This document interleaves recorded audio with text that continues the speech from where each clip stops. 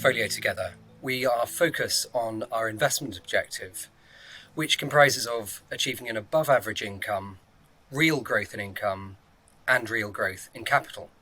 So if we think about how we're achieving that, firstly, starting with real growth in income, we are looking for stocks that can provide inflation protection at a time of a rising cost of living. And one of the stocks which we are selecting in order to achieve that is NatWest, the UK banking group. NatWest is benefiting from rising base rates. This is driving up their revenues.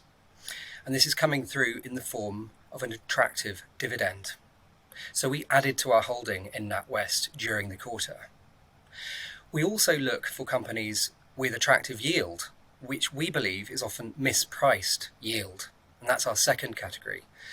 And this includes stocks that we believe are going to continue to pay a really attractive dividend, but which have been disregarded by the wider market. So to give you an example of one of those stocks, Ithaca Energy is a UK oil and gas producer based in the North Sea with significant potential to grow their earnings over the next 3 to 5 years.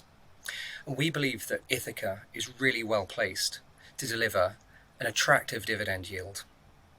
And finally, we also look to achieve real growth in capital.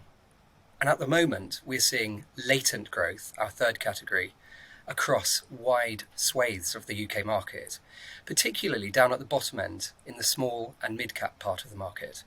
So one example of a smaller company that we've been adding to during the quarter is DFS, the UK's leading sofa retailer. DFS has come out with another positive trading update. It's using its scale advantages to build on an already leading position as some of their main competitors fall by the wayside. So we think this is a good time to have been adding to DFS.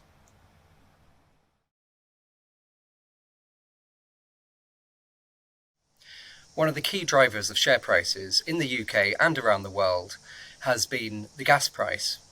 Clearly, this rose very aggressively on the back of the Ukraine-Russia situation, and in recent months it's been coming back down. This has been positive news for some of our consumer and industrial holdings, including DFS, the retailer, and DS Smith, the paper manufacturer. At the same time, it has hit some of our resources names, including Tungela Resources and Diversified Energy.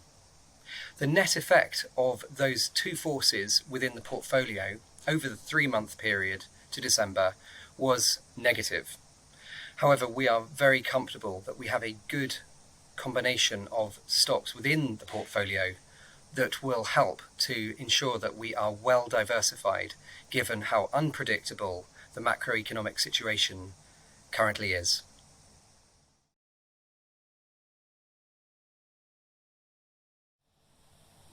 We've built a portfolio that is both differentiated and diversified, selecting from stocks right across the UK equity market. And that includes companies with a market cap of 50 billion, all the way to companies with a market cap of just 100 or 200 million. And the idea is that we're putting our analysis to work, the team of analysts coming up with some high conviction ideas which we can put into the portfolio. And the idea is to deliver on the investment objective that we've laid out to our shareholders. Now, at this current time, what we're seeing is lots of companies that are trading on low PEs, attractive dividend yields, with good dividend growth from a starting point of decent balance sheets, reasonably high dividend cover by historical standards. And importantly, what we're also seeing, according to our quant model, the matrix, is that we're seeing upgrades to earnings forecasts. That's to say that analysts in investment banks are having to get their pens out and upgrade profit forecasts. So that is a positive because it means that the momentum is with many of these companies in this portfolio. So we will continue to remain wedded to this process. We believe that the macro environment is unpredictable, but it is shifting, we believe, in favour of investors who are sticking to the stock level at a time when interest rates are going up. That's increasing the cost of capital for many flaky companies which are struggling, and you're seeing that in the outperformance of good cash generative businesses, many of which we own in this portfolio.